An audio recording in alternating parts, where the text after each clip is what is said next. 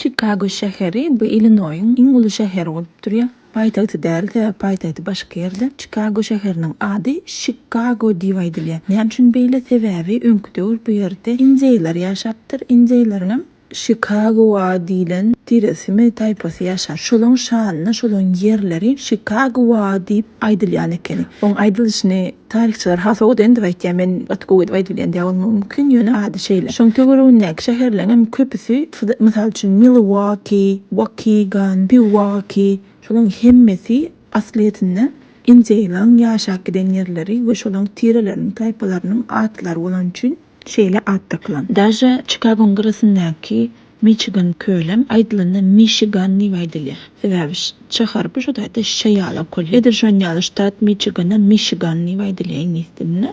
Sebäbi bu taýda Michiganian pleme ýaşapdyr. Iň interesanty Chicago şäheri öňkü döwürde western diýip kinolar düşürilýärdi. Wild West, Diki Zapad barada. Şo taýda kowboylar we injeýleň söwüşi da görkezilýärdi.